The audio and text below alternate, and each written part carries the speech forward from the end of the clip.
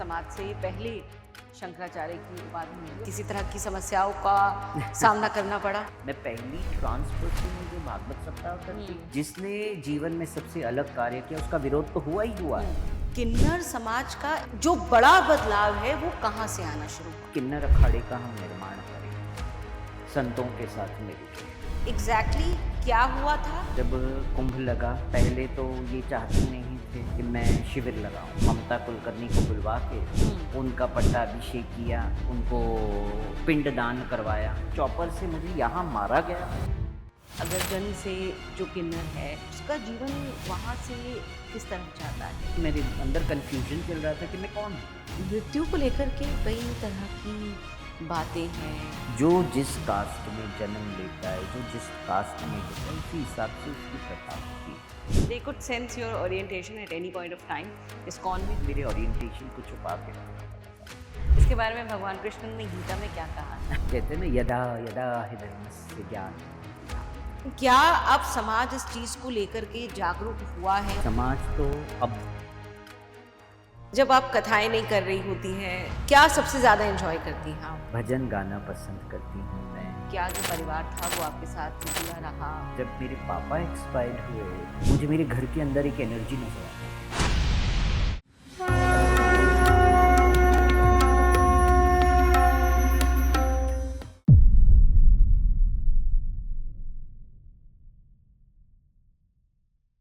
नमस्कार, आप देख रहे हैं अखंड संवाद, एक संवाद जिसकी सार्थकता ही इस संवाद का मूल स्वरूप है।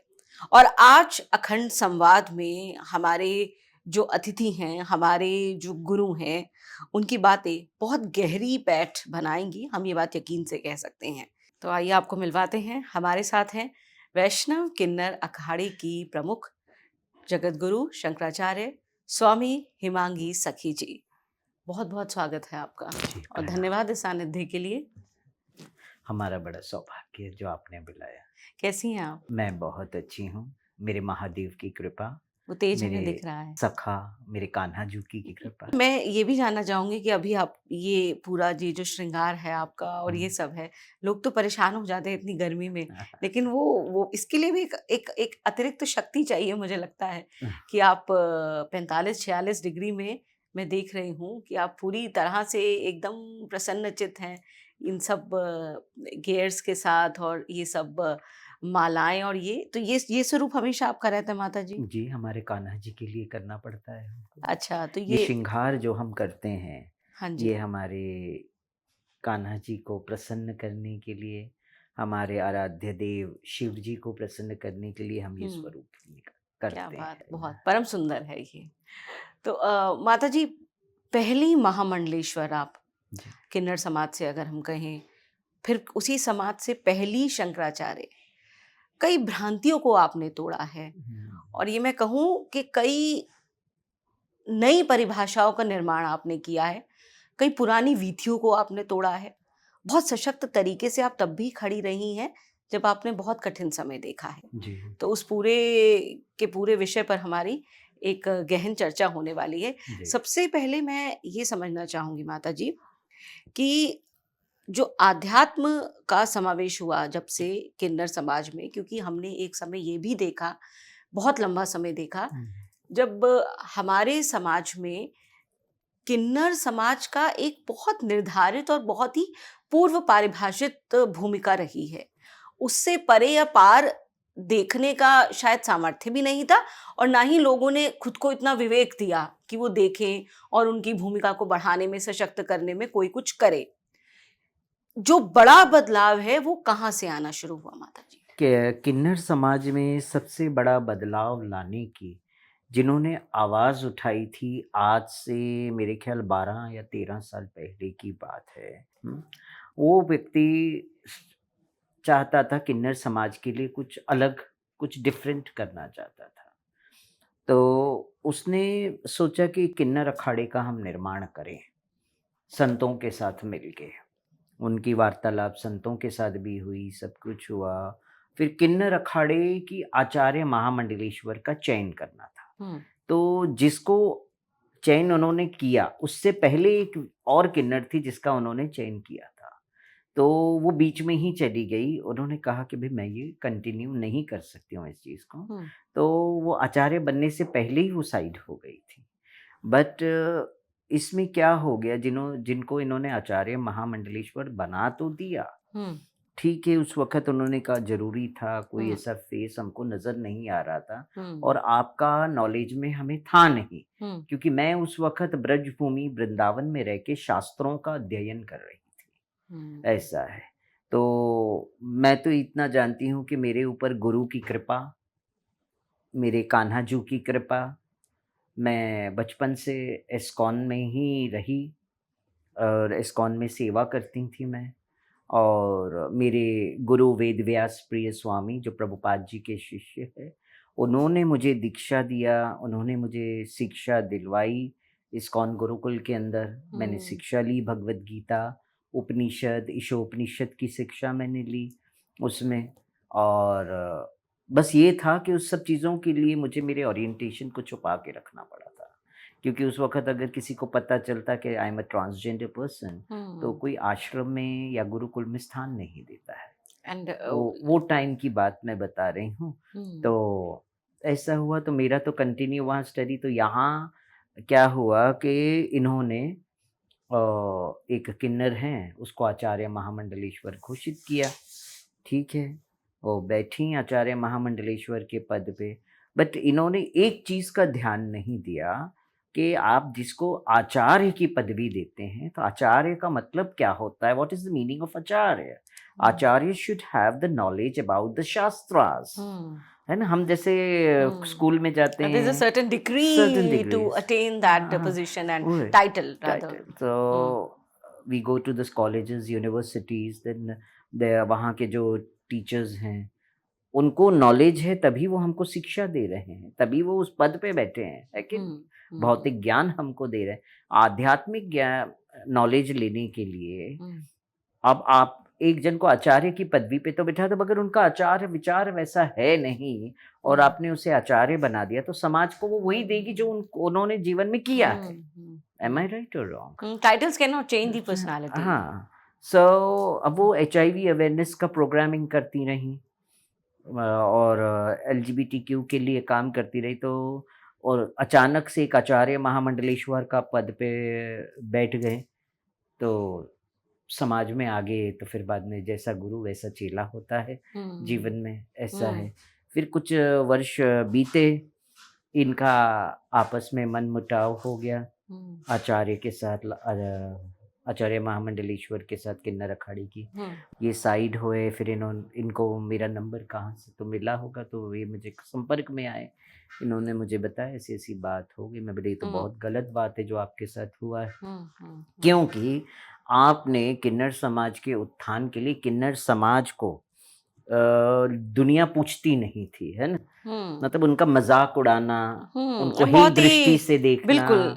और अगर कोई किन्नर सड़क पे निकल जाए, हुँ, तो चाहे रिक्शे वाला हो, चाहे बाइक हुँ, वाला, मज़ाक उड़ा देता था। हुँ, तो एक बहुत प्रतिष्ठा में हुँ, पद के ऊपर, एक हुँ, ऊँचे पद के ऊपर सनातन धर्म का सर्वोच्च सर्वोच्च नहीं हुँ, कहूँगी मगर ऊँचा पद है आचार्य हुँ, महामंडलेश्वर, उस पे हुँ, बिठा दिया। हुँ, अब उसके बाद अगर इस तरह से होगा तो ये तो गलत बात हुँ, है ना? हुँ, तो फिर उन्होंने कहा कि आपके साथ मिलके हम कार्य हुँ, करते हैं आगे के लिए। तो हुँ, मैंने कहा अखाड़ा आपका है, तो आप उन्हें निष्कासित कर दीजिए फिर। हुँ, आप अगर फाउंडर है, आप अगर संस्थापक है, जो भी है, तो आप उन्हें निष्कासित करिए। हुँ, तो बोले क्या है, अभी उनको बना तो दिया, अपना वो काम करें, हम क्या निष्कासित।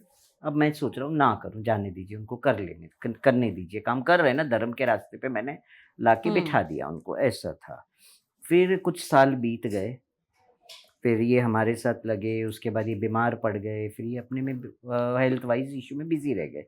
फिर अब वापस आए हमारे पास, तब इन्होंने कहा कि अब मुझे किन्नर अखाड़ा टेक ओवर करना पड़ेगा मेरा, क्योंकि अब जो किन्नर अखाड़े में चल रहा है, हुँ, वो चीज़ नहीं होना चाहिए था। मैंने किन्नर अखाड़ा बनाया किन्नर समाज के उत्थान के लिए, हुँ, ना कि बिज़नेस के लिए बनाया।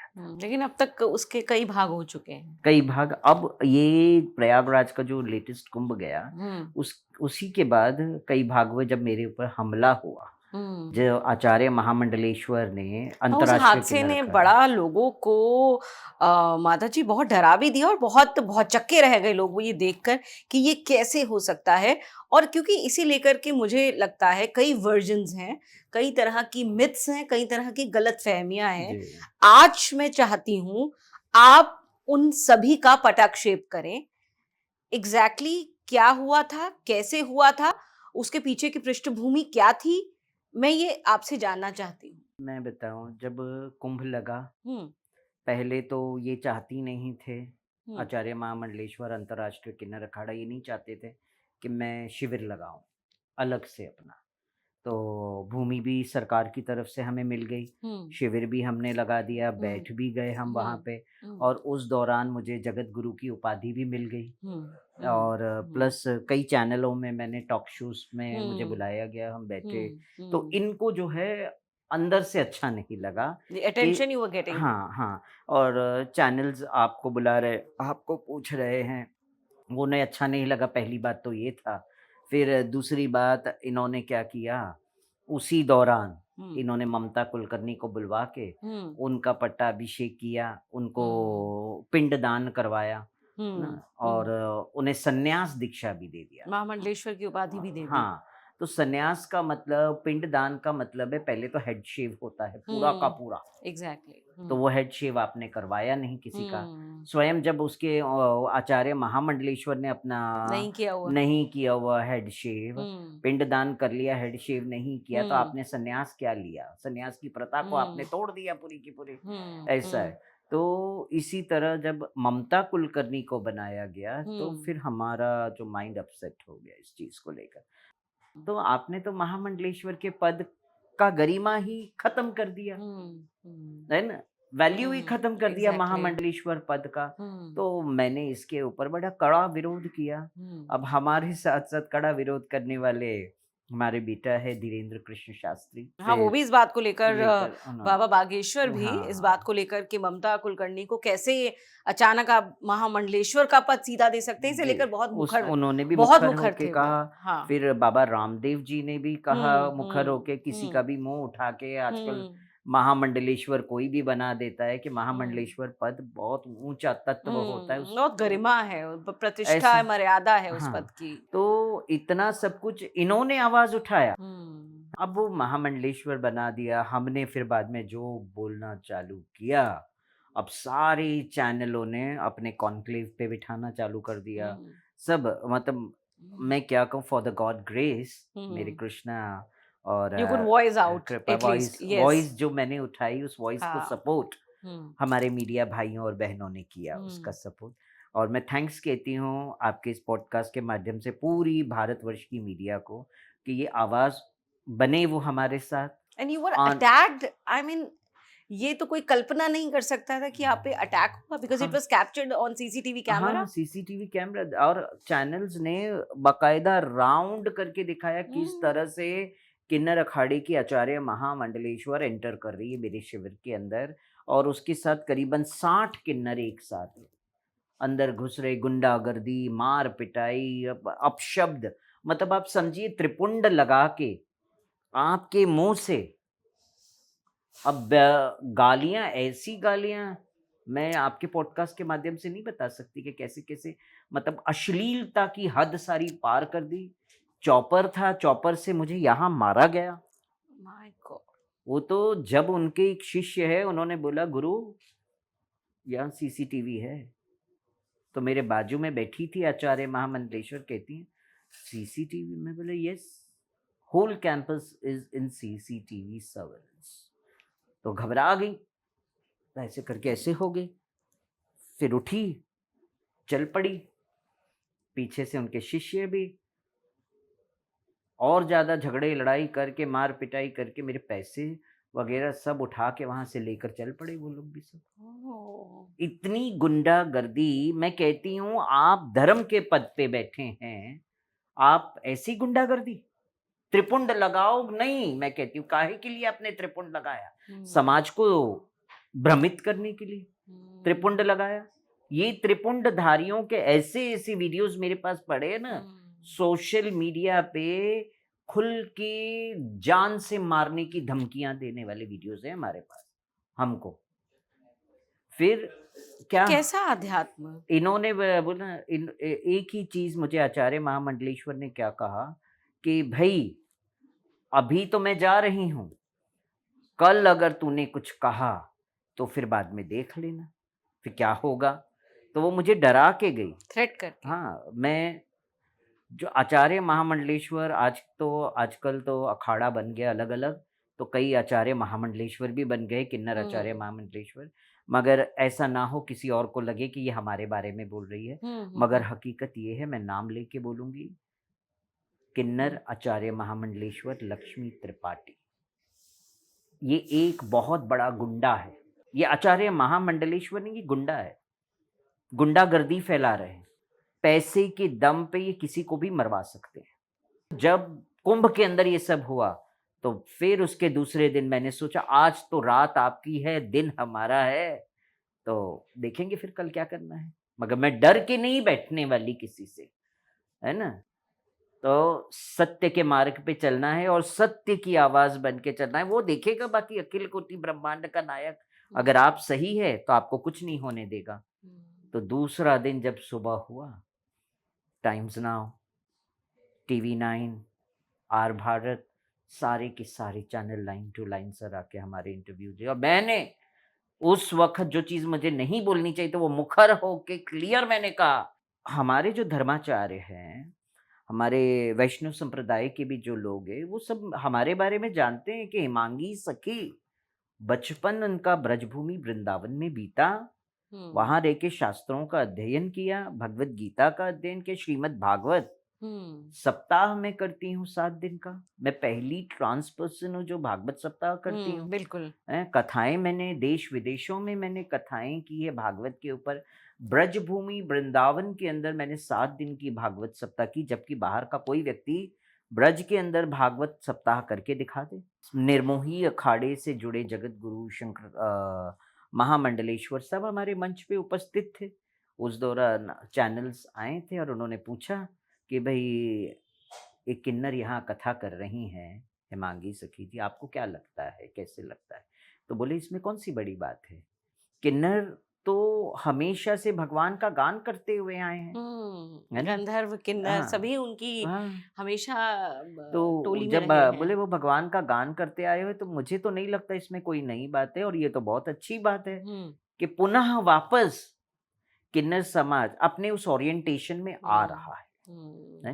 तो मेरा ये कहना है आप प्रतिष्ठा कैसे भी स्थापित कर सकते हैं अपने जीवन में अगर आपका ऑरा सही है, हुँ। आप सत्य के मार्ग पे चल रहे हैं। हुँ। आप ये नहीं सोच रहे कि I need money, money hmm. Will come. Hmm. Money के पीछे, पैसे के पीछे हमें नहीं भागना है। Hmm. Money will automatically come, hmm. But don't run. जहाँ हरि है वहाँ लक्ष्मी तो आ ही जाती आए है। अपने आप आएगी, क्या है? और हरि की मैं सखी हुँ। हूँ, किन्नर सखी हूँ मैं हरि की। हुँ। तो मुझे कैसे लक्ष्मी छोड़ देगी? हुँ। लक्ष्मी भग माता लक्ष्मी कैसे छोड़ हुँ। देगी हमें, है ना? तो ऐसा है। हुँ। तो मगर यही मेरा कहना है अगर आप Very धर्म strongly you stood by all this, कहा कहते हैं Mataji, ना which is very commendable. Bhagavad Gita में धर्म क्षेत्रे कुरुक्षेत्रे समवेता युयुत्सवा हुँ। माम का जय पांडवा किम हुँ। कुरुत संजया, है ना? तो हुँ। धृतराष्ट्र संजय से कहते कौन हुँ। है वहां पे युद्ध क्षेत्र में? हुँ। धर्म क्षेत्र युद्ध क्षेत्र में बदल गया, कुरुक्षेत्र हुँ। में बदल गया, तो हुँ। वही धर्म क्षेत्र। और हुँ। आज यही धर्म क्षेत्र वैसे ही कुरुक्षेत्र में हुँ। बदल गया। कौरव पांडवों की लड़ाई में हुँ। जैसे वर्चस्व की लड़ाई हो गई हो, है ना? हुँ। तो अब यहाँ क्या हो गया, उस दौरान जो लड़ाई हुई वो वर्चस्व की लड़ाई ने स्थान वर्चस्व का ले लिया। हुँ। अब उनको कैसे था जो आचार्य महामंडलेश्वर को उसका वर्चस्व डाउन होने लगा हमारे हुँ। सामने। तो उसे ऐसा लगा कि कहीं न कहीं अब उसका पद गड़बड़ा रहा है। तो वो कैसे हो गया, अपने आपे से बाहर हो गई। हुँ। और जब इंसान का मानसिक संतुलन काम नहीं करता है ना, तो वो फिर क्या करता है कि लाओ फिर अब चल पड़ते हैं, आर्या पार कर देते हैं। तो वो ये नहीं सोचते कि कहावत है जो क्रोध होता है ना इंसान का सबसे बड़ा दुश्मन होता है क्रोध। क्रोध जो है ना वो आपको कहीं का नहीं छोड़ देता है। तो इसीलिए इंसान को बहुत सोच समझ के तोल मोल के कार्य करना चाहिए जीवन में, अगर आप सनातन की गद्दी पे बैठे हो तो। माताजी, किन्नरों को लेकर के कुछ भ्रांतियाँ हैं, या फिर अगर मैं कहूँ कि कुछ ऐसी चीज़ें हैं जो लोगों को बहुत रहस्यमयी लगती हैं। जी। यहाँ मैं 2 चीज़ें समझना चाहूँगी कि जब ये बात तय होती है कि अगर जन्म से जो किन्नर है, फिर उसका जीवन वहाँ से किस तरफ जाता है? कैसे जो है चीज़ें तय होती हैं? आपने आध्यात्म का और धर्म का मार्ग चुना, ये आसान तो नहीं रहा होगा। तो यहाँ मैं थोड़ा-सा बैकग्राउंड में जाना चाहूँगी जी। कि कैसे उस वक़्त चीज़ें थीं और धर्म और आध्यात्म की तरफ आप कैसे आए? क्या जो परिवार था वो आपके साथ जुड़ा रहा? जैसा कि आपने ये तो बताया कि अपने ओरिएंटेशन को छिपा करके आपने भागवत सीखी, इस्कॉन के साथ आप काफ़ी टाइम तक एसोसिएटेड रहीं। लेकिन चीज़ें शुरू कैसे हुई? और अगर आप उस तरह से अगर आप जन्म लेते हैं, तो चीज़ें कैसे आगे जाती हैं? कितनी मुश्किल होती हैं? शुरुआत की अगर मैं बात कहूँ तो मैं थर्ड स्टैंडर्ड में थी। I was studying in Holi family convent school in Mumbai. My father was film distributor. तो राज कपूर जी की कई फ़िल्में उन्होंने डिस्ट्रीब्यूट की हैं, my father. So Mohan studio के पार्टनर भी रहे हैं, जिसमें स्टूडियो में कई सारी फ़िल्मों की शूटिंग्स होती थी। So it came from very affluent and very हाँ, socially connected हाँ, हाँ, family, I हाँ, must हाँ। say. सो हमारे सामने मैंने कई सारी मूवीज़ की शूटिंग्स भी देखी है। यंग एज में जो रेखा थी, तो उस दौरान हमने रेखा से भी मिले हैं, जब हम छोटे बच्चे थे तब की बात है। संजय दत्त, रेखा, राखी, ज़मीन आसमान मूवी की शूटिंग चल रही थी उस दौरान। अमिताभ बच्चन से भी मिले, सबसे मतलब उस दौरान मिले थे। बट समय ऐसा मुड़ा, मेरे पापा को हार्ट अटैक आया और कूपर हॉस्पिटल में मुंबई में वो एडमिट हुए। रात में पापा बुलाते हैं मुझे, अपना मम्मी का ख्याल रखना, मेरा कोई भरोसा नहीं। और इतना बोलने के बाद जब मैं बाहर आती हूँ उनके वार्ड से, तो पता चलता है पापा एक्सपायर्ड हो गए। वो जो इम्पैक्ट मेरे जीवन में पड़ा है बचपन में, पापा की डेथ का, थर्ड स्टैंडर्ड के एक बच्चे के दिमाग And by that time, your orientation was clear to the clear family clear to the and family, नहीं नहीं, everybody. Not clear to the family. उनको Okay. ऐसा लगता था कि हमने एक लड़का पैदा किया है। अच्छा, आप थर्ड। उन हाँ, हाँ, अच्छा, हाँ, ओके। ऐसा है। उनको ऐसा लगता था कि हमने लड़का पैदा किया है। बट मेरे स्कूल के बच्चे, जो स्कूल के जो होते हैं ना फ्रेंड्स, वो मुझे ज़रूर चिढ़ाते थे। पांचाली करके बोलते थे, हुँ, पांचाल सरनेम है हमारा। मेरी मम्मी का गिरी है, हुँ, तो मुझे पांचाली करके कभी-कभी चिढ़ाया करते थे, क्योंकि मेरा उठना-बैठना लड़कियों की तरह बात करना ऐसा था। मगर जब मेरे पापा एक्सपायर्ड हुए, हुँ, तो उसके बाद पापा का दाह संस्कार किया। छोटा-सा बच्चा मटकी लेके जा रहा है, शमशान तक जा रहे हैं, मम्मी को रोते हुए देख रहे हैं। और जब हम घर पे लौटते हैं वापस, तो रात में मुझे मेरे घर के अंदर एक एनर्जी नज़र आती है। महसूस कराती कि I am there in the house. मतलब मैं सोती हूँ रात में, ये चादर लेके सर पे ओढ़ के, तो कोई मुझे पिन मार रहा है, सुई चुभ रहा है, कोई चादर खींच रहा है। I understand my father's soul is there in the house. So bathroom में एक बड़ी बाल्टी होती है, उसको उठा के पटक देते हैं। ज़ोर से आवाज़ आती है, वो बाल्टी पटकने की, मेरी मम्मी भी उठ जाती है। तो मैंने कहा, मम्मी मुझे ऐसे-ऐसे नींद नहीं आ रही। बोले, नहीं कुछ नहीं, ऐसे ही दिमाग में बैठा है, छोटे बच्चे, तो सो जाओ। तो ऐसे सुला देते, मगर मुझे नींद नहीं आती है। कई दिनों तक ऐसे चला। that was the first supernatural encounter in your life. हाँ, सो वहाँ से आध्यात्मिकता का जो मुड़ाव होता है ना, वहीं से, क्योंकि मैं बड़ी छोटी थी, मगर मैं पता नहीं पूर्व जन्म से मेरे साथ आ रहा है आध्यात्मिक या क्या है, वो तो मैं नहीं जानती हूँ। बट इतना ज़रूर जानती हूँ, तो कुछ तो है, जो मुझे, जिनके साथ मेरा अटैचमेंट बहुत ज़्यादा रहा, वो उनका जाने के बाद वो सोल मुझे नज़र आती है, ये तब बाकायदा से शुरू क्लियर। हुआ? ये तब आपके हाँ, पिता के पिता जाने के के जाने बाद के से बाद, जाने ये के बाद प्रक्रिया से। शुरू हुई आपको? अब उसकी अच्छा। कई साल बाद मम्मी एक्सपायर्ड हो गई, और मम्मी रात में जैसे सोई हैं, सुबह उठी नहीं। तो उसके एक दिन पहले मेरी मम्मी कहती है अपना ख्याल रख ले। सपना आता है सुबह-सुबह मुझे कि मम्मी कहती है अपना ख्याल रख लेना, मैं जा रही हूँ। मैं पड़ोस के घर में सोई हुई थी उस दिन। कितने साल की थी आप तब? हाँ, तभी शायद मैं होंगी 14-15 साल की। बहन मेरी 13-14 साल की मेरी बहन होगी। बोलती मैं जा रही हूँ अपना ख्याल रख लेना। और सुबह-सुबह मेरी बहन आती, मम्मी उठ नहीं रही है। तो मैं मेरी पड़ोसियों को कहती देखो मुझे जो सपना आया मम्मी ऐसे बोल रही, शायद बोल के चली गई। और घर में गई, मम्मी को देखा, मम्मी की आँख सफ़ेद हो गई थी। मतलब जो सोल निकली है वो आँखों के द्वार से निकली है। हम्म। 9 द्वार कहते हैं ना शरीर का, तो आँखों। तो जब मम्मी का दाह संस्कार किया, सब कुछ करने के बाद, मुझे कभी मेरी मम्मी घर के अंदर नज़र नहीं आई। उन्होंने मतलब डायरेक्ट उनका जो मोक्ष हो गया, जो आत्मा जब मोक्ष की ओर जाती है ना, तो उसको वो फिर आपको घर में महसूस नहीं होती उस आत्मा। उसका कोई भी चीज़ आपको महसूस नहीं होगा क्योंकि उन्होंने आगे का रास्ता ले लिया है, पहले ही तय हो चुका है उनका रास्ता, कि वो मोक्षगामी हो गए। जैसे बॉडी से सोल निकलती है तो उसको वो दिव्य स्वरूप मिलता है, दिव्य विमान मिलता है, वो आगे की ओर अग्रसर हो जाता क्या वो रास्ता सभी आत्माओं के लिए है। होता है नहीं, माता जी? सभी आत्माओं के लिए नहीं होता है। उन्हीं आत्माओं के लिए होता है जिनका पूर्व जन्म से ही आध्यात्मिक में रहे हो वो आत्मा, और वो आत्मा का जो है मोक्ष तय होता है कि ये जन्म में इनको मोक्ष प्राप्त होगा, तो वो होता है उनके लिए। मोक्ष का मतलब ये है कि इस ब्रह्मांड से आपका पूर्ण कनेक्शन खत्म हो जाता है, आप एक दूसरे ब्रह्मांड में चले जाते हैं, या तो स्वर्ग के ब्रह्मांड में, या उसके ऊपर के ब्रह्मांड में, या उसके ऊपर के ब्रह्मांड में।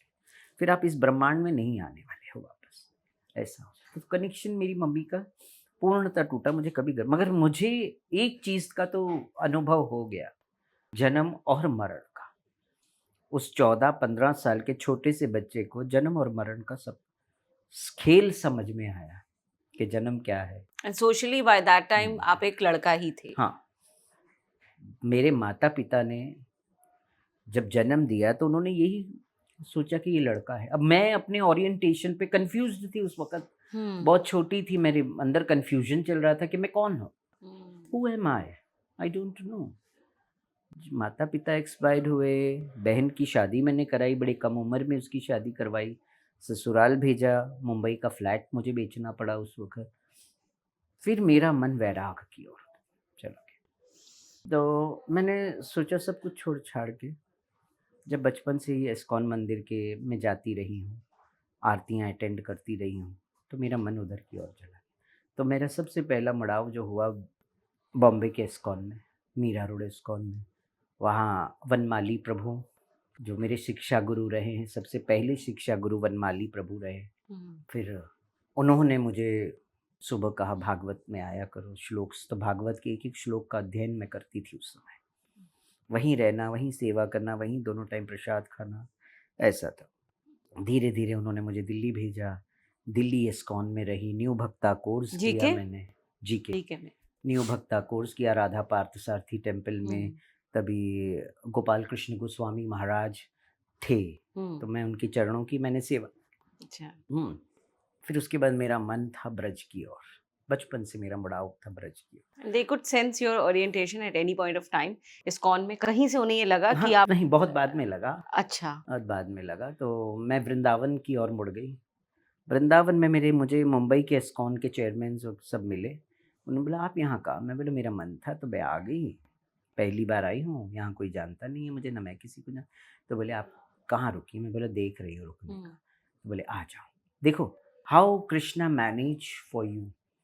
आप जा रहे हैं वृंदावन, आपको नहीं पता आप कहाँ रहेंगे, आप जा रहे हैं वृंदावन, आप क्या खाएंगे, क्या करेंगे, बट सारा चीज़ें पहले से ही कृष्ण ने अरेंजमेंट करके रख दिया आपके लिए कि अब आपके साथ ये होने वाला है। और मैं ब्रज में जाती हूँ, सामने से मुझे मिलते हैं लोग, हमारे अरेंजमेंट होता है रहने का, अरेंजमेंट होता है खाने का और सेवा का। तो मैं बुक्स डिस्ट्रीब्यूशन करने लग गई। उस दौरान मुझे गुरु मिले, वेद व्यास प्रिय स्वामी। उन्होंने मुझे कार्तिक की पूर्णिमा में हरि नाम दीक्षा दिया। मैं हरि नाम का जाप करती थी, बुक्स डिस्ट्रीब्यूशन करती थी, भागवत की शिक्षा भी लेती थी साथ साथ में।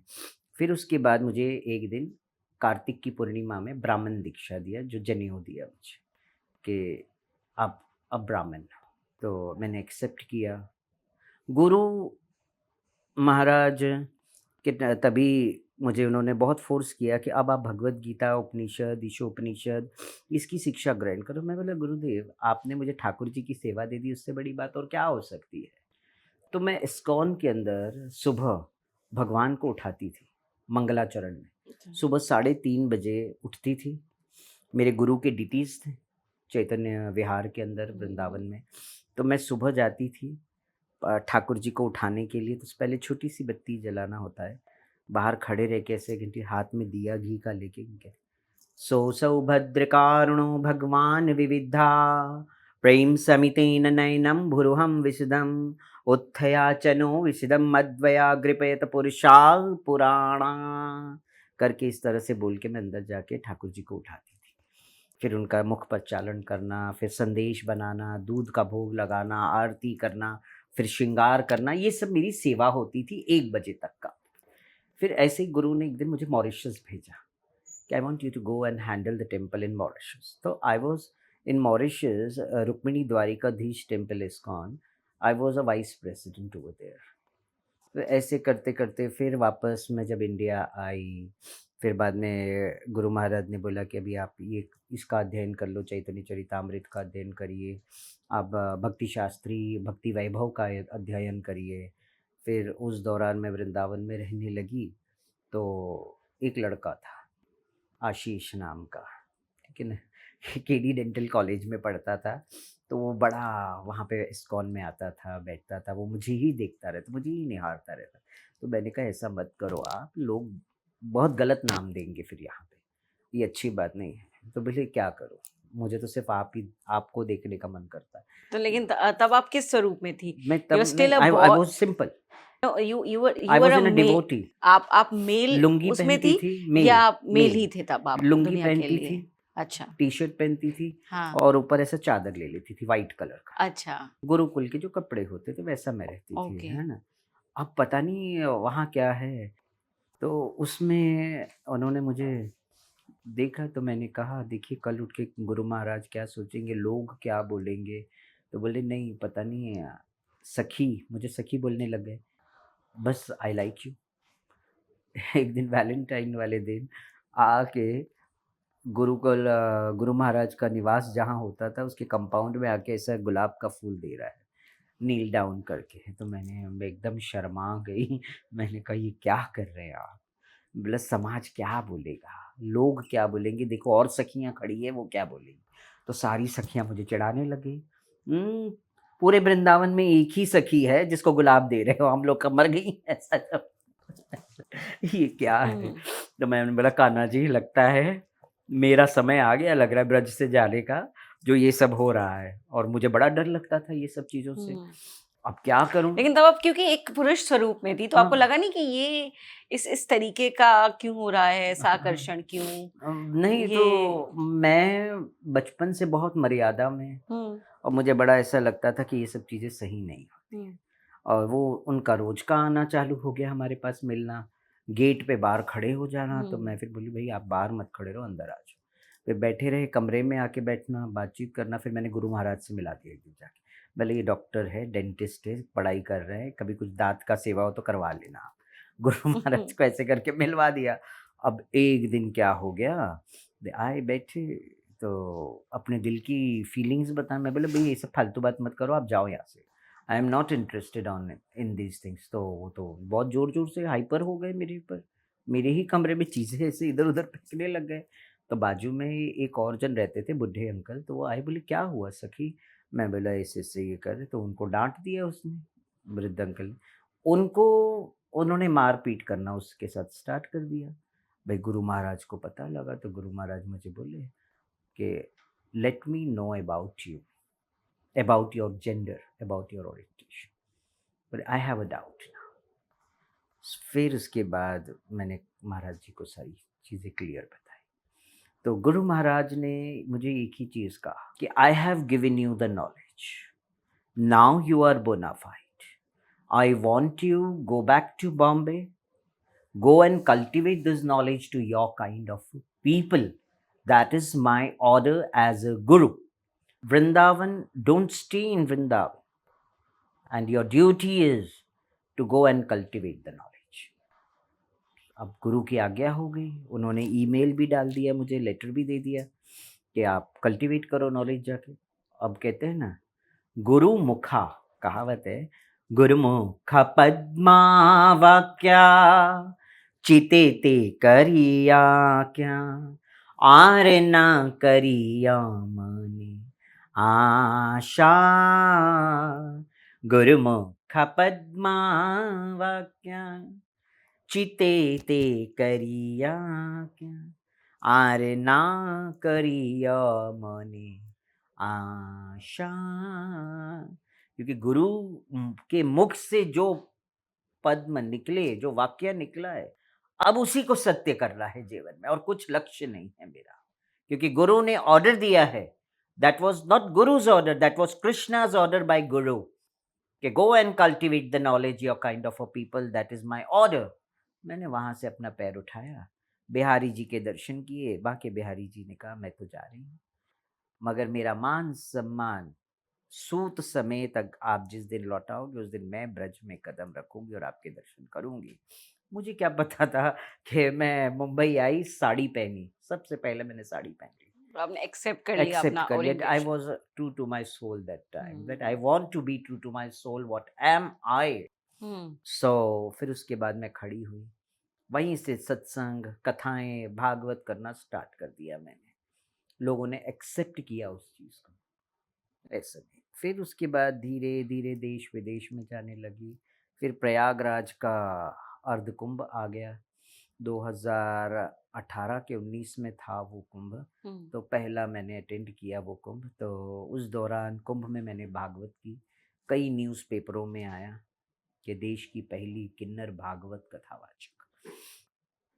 तो उस दौरान पशुपति पीठ नेपाल का था, उन्होंने मुझे महामंडलेश्वर घोषित किया, सबसे पहली महामंडलेश्वर। तो धीरे धीरे आगे क्रम ऐसे ही चलता रहा, भागवत करती रही, सत्संग करते रहे, कई धर्म संसदों में मुझे बुलाया गया। फिर शंकराचार्य की उपाधि आपको मिली माता जी, और क्योंकि किन्नर समाज से पहले शंकराचार्य की उपाधि मिली, और क्योंकि हमारे यहाँ जब शंकराचार्य की बात की जाती है तो एक परंपरा, एक परिपाटी उसके साथ जोड़ के देखी जाती है, और हमें लगता है ये 4 पीठ है, 4 शंकराचार्य, उससे पार कुछ हो सकता है। ये जो कहा गया है धर्मानुसार या बताया गया है, उससे पार लोग समझ नहीं पाते हैं, स्वीकार भी नहीं कर पाते हैं। तो वो जो पूरी प्रक्रिया थी वो कैसी थी? तब भी आपको क्या विरोधों का या फिर किसी तरह की समस्याओं का सामना करना पड़ा? देखिए, जब कोई चीज़ नया समाज के सामने आता है तो हर एक को इंफीरिटी कॉम्प्लेक्स तो होता ही है, विरोध तो होता ही है। शुरू शुरू में किसका विरोध नहीं हुआ इस समाज में? जिसने जीवन में सबसे अलग कार्य किया उसका विरोध तो हुआ ही हुआ है। बाद में जाके एक्सेप्टेंस भी है।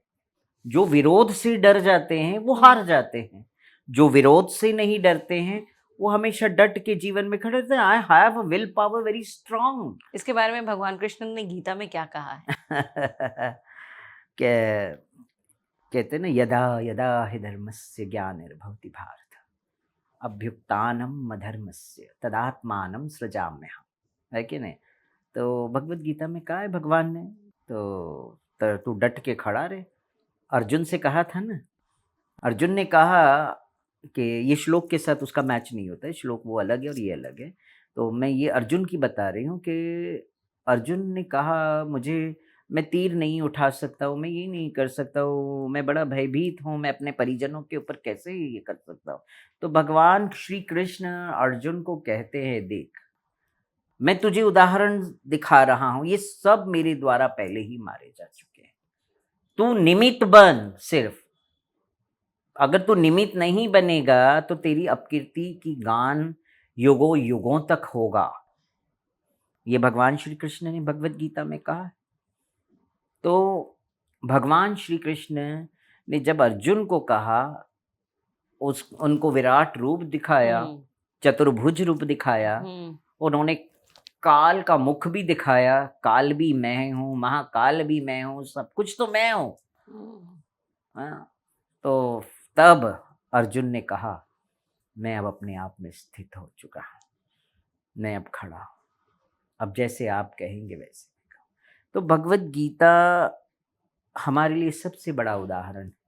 भगवत गीता हमें हमारे जीवन जीने की कला सिखाता है। श्रीमद् भगवत गीता हमको कहते हैं कि घबराओ मत, प्रकृति का ये नियम है, प्रकृति हमेशा बदलाव चाहती है। और प्रकृति ने अगर धर्म के अंदर भी बदलाव चाहा है तो प्रकृति चाहती तभी होता है। हम और अब क्या है, हम तो एक सेकंड भी नहीं चल सकते अपनी मर्जी से।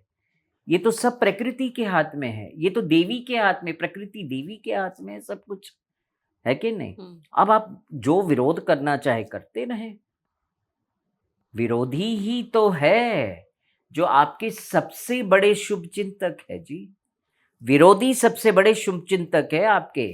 विरोधी जो नहीं होंगे तो हम स्ट्रांग कैसे हो पाएंगे? विरोधी ही हमको स्ट्रांग बनाते हैं। तो दैट इज वेरी गुड, विरोधी होना चाहिए। तो शास्त्र कहता है कलयुग में सारी जितनी जीवात्मा है वो सब पतित है। को हम अपने आप को ब्राह्मण कहते हैं, हम अपने आप को क्षत्रिय कहते हैं, हम अपने आप को वैश्य कहते हैं, सब कुछ हमने अपने से नाम दिया हुआ है। मगर असलियत में शास्त्र कहता है कि हम सब पतित जीवात्माएं हैं, जो सतयुग से लेके द्वापर, त्रेता और आखिर इस कलयुग के अंदर आके हम गिरे हैं, क्योंकि हमने सतयुग में भी ईश्वर को नहीं माना, को नकारा और अपने मन मर्जी की जिंदगी जी रहे थे। इसीलिए हम कलयुग में पुनः आके गिरे हैं। और इस कलयुग में आके भी अगर हम अपने मानव जीवन को नहीं समझ पाए तो कुछ नहीं। मीरा ने इसी कलयुग में भगवान को प्राप्त किया था, इसी कलयुग में प्राप्त किया था ना। मीरा के दोहे कितने सुंदर दोहे। ऐरी मैं तो प्रेम दीवानी, ऐरी मैं तो प्रेम दीवानी, मेरो दर्द न जाने कोई, मेरो दर्द न जाने कोई, जाने तो जाने, जाने तो जाने, मारो गिरधर गोपाल, दूसरो न कोई। जाको सर मोर मुकुट, मेरो पति सोए, ऐरी मैं तो प्रेम दीवानी, श्याम दीवानी मैं तो प्रेम दीवानी। जब मैं भागवत करती हूँ बड़ा सुंदर लगता है आप पे ये श्रृंगार और ये जो प्रेम का भाष्य है, भजन है, ये आप पे बहुत बहुत ही सुंदर लगता है। मैं जब भागवत करती हूँ ना, तो मैं जब व्यासपीठ पे बैठती हूँ, मैं लोगों को सबसे पहले सबसे ये हाथ जोड़ के यही, मारी तो कोई औकात नहीं, बुलाने वालों वो, बोलने वाली मैं। इसीलिए मैं भागवत करती हूँ, क्योंकि हम भी जब व्यासपीठ पे बैठते हैं ना, तो व्यास आचार्य को भी व्यासपीठ का अहंकार हो जाता है। कभी कभी आप देखते हैं, कभी कथा करने वाले अपने आप को भगवान समझ बैठते हैं। तो मैं तो यही कहती हूँ, मारी तो कोई औकात नहीं। बस इतना कह के मैं अपना स्टार्ट करती हूँ। ओम नमो भगवते वासुदेवाय, ओम नमो भगवते वासुदेवाय, ओम नमो भगवते वासुदेवाय। नारायणं नमस्कृत्यं नरं चैव नरोत्तमं, देवीं सरस्वतीं व्यासं तथो जाय मुदीरये। नष्टप्राय सुभद्रेषु नित्यं भागवतं सेवयाम, भगवती उत्तम श्लोकेर भक्तिर्भवतीं नैष्टिकी। हे कृष्णा करुणा सिंधु, दीनबंधु जगतपतये, गोपेश गोपिका कांतम श्रीराधा कांतम नमस्तुते। तप्त कांचनम श्री गौरांगी राधे वृंदावनेश्वरी वृषभानु स्तुते देवी तन्मामि हरे प्रिये। वाञ्छा कल्पतरोभ्यश्च कृपा सिन्धुभैव च पतितानां पावनेभ्यो वैष्णवेभ्यो नमो नमः। वैष्णवेभ्यो नमो नमः। आप कि इस पॉडकास्ट के माध्यम से जितनी भी वैष्णवगण हैं, मैं सबको वांछा कल्प करती हूँ। उनके हृदय में बैठे परमात्मा को भी मेरा कोटि कोटि नमन, क्योंकि कण कण में व्याप्त है मेरा कान्हा, कण कण में व्याप्त है। आप में भी मेरे कान्हा जू हैं, राधा जू है, इनमें भी, सब में। तो मैं सबके हृदय को प्रणाम करती हूँ। ही सुंदर। जब बिहारी जी जाती हूँ, बचपन से तो मैं एक ही चीज मेरे बिहारी जी को कहती हूँ, ऐ मेरे ठाकुरा, इस दुनिया में जो कार्य करवाना है आप करवा रहे हैं, मैं कर रही हूँ। मैं आपकी दासी हूँ, मैं समाज की दासी हूँ, मैं कुछ नहीं हूँ।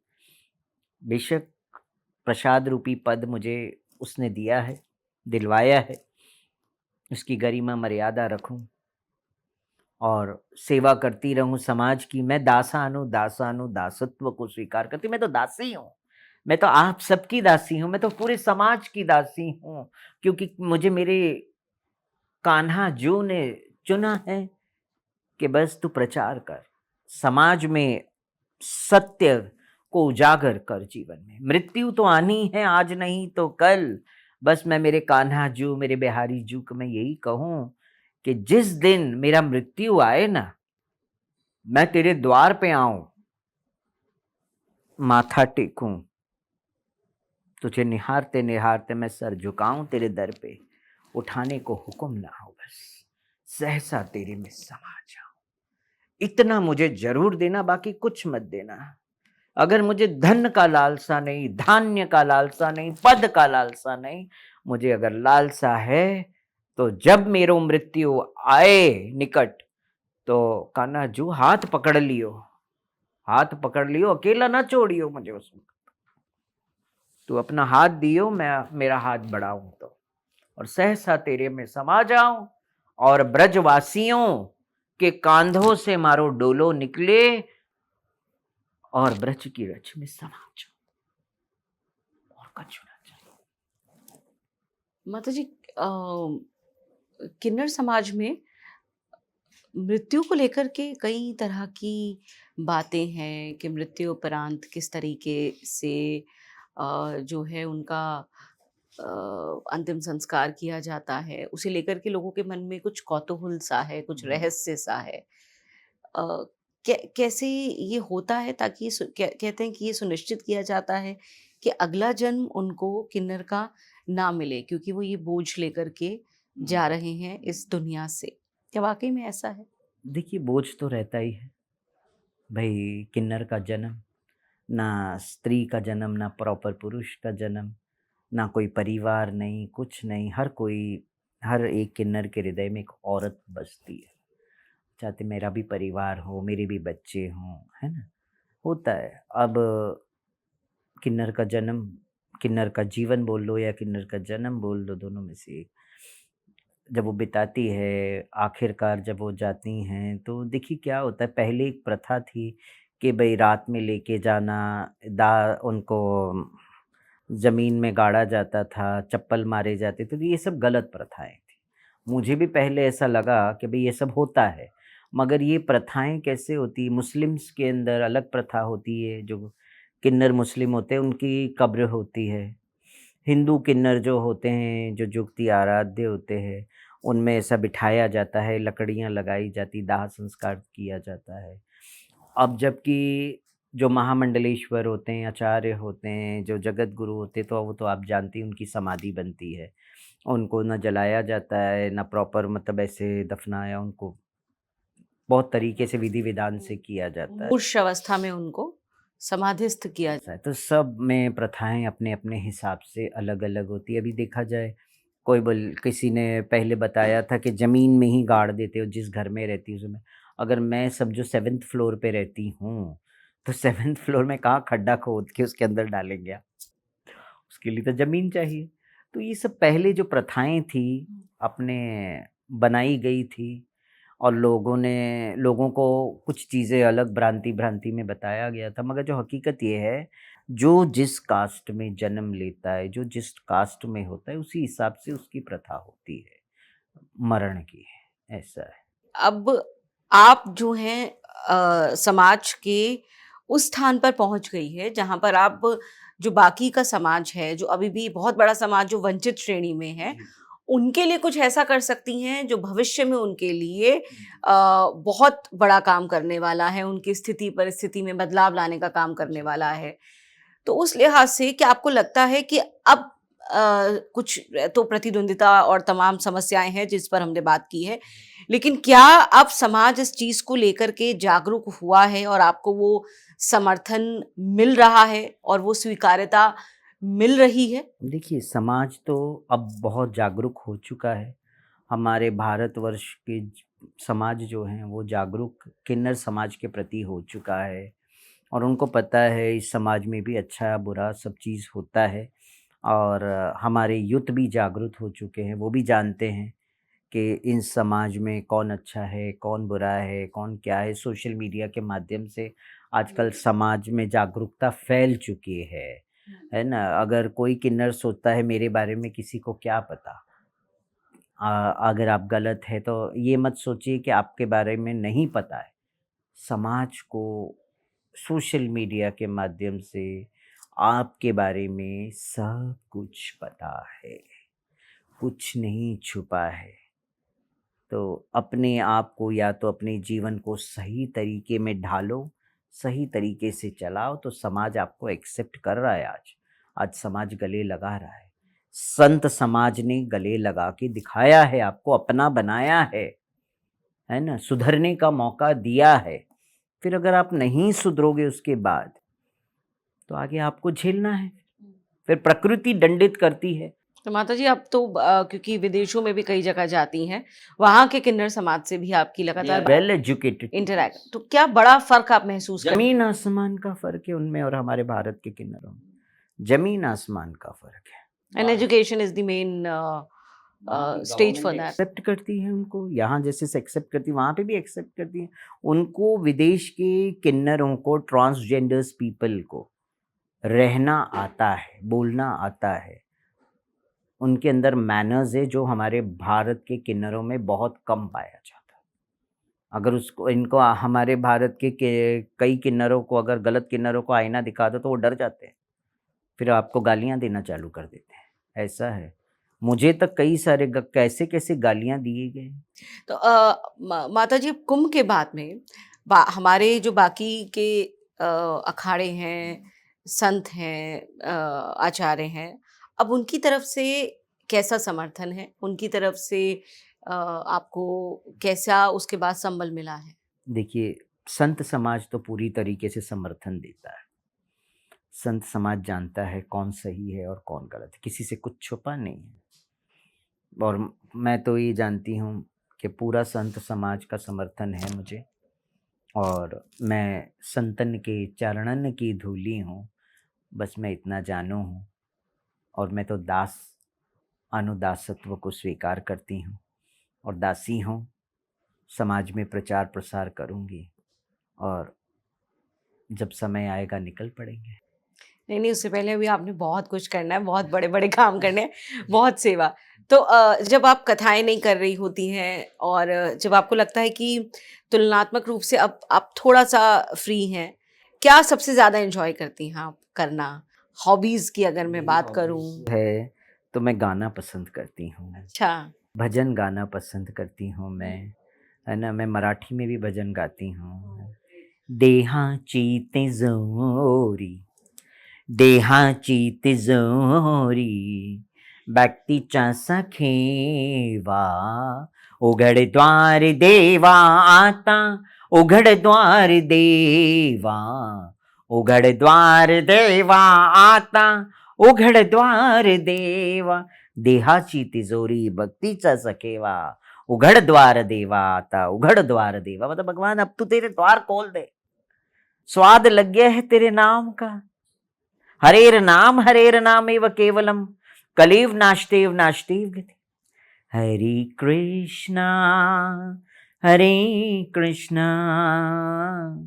कृष्णा कृष्णा हरे हरे, हरे राम राम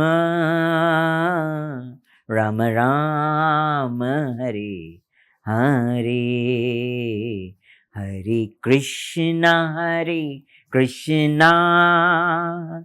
कृष्णा कृष्णा हरे हरे, हरे राम राम राम राम हरे हरे।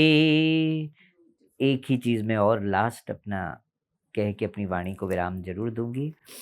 समाज को आपके पॉडकास्ट के माध्यम से यही कहूंगी कि हमारा जो जीवन है, संसार रूपी कीचड़ में हमारा जन्म हुआ है ना। और ऐसे ही एक कमल जो है वो भी संसार रूपी कीचड़ में ही जन्म लेता है, मगर वो चढ़ता है भगवान के चरण में। हमारा जीवन भी वैसा होना चाहिए कि संसार रूपी कीचड़ में हम आ तो गए इस कलयुग में, अब ऐसा कमल के पुष्प की भांति बनना है कि सीधा अखिल कोटि ब्रह्मांड के नायक के चरणों में चढ़ जाना है, हमारी आत्मा को परमात्मा में विलीन हो जाना है। बहुत सुंदर माता जी, बहुत सुंदर। आप आई, आपसे ये बहुत सुंदर चर्चा हुई है। इसके लिए आपका बहुत बहुत धन्यवाद है माता जी, बहुत बहुत धन्यवाद। प्रणाम। आपके पॉडकास्ट में आपने बुलाया उसके लिए मेरा बहुत बहुत आभार मानती हूँ आप लोगों का, आपका और आपकी टीम को भी मेरा बहुत बहुत प्रणाम, बहुत बहुत साधुवाद।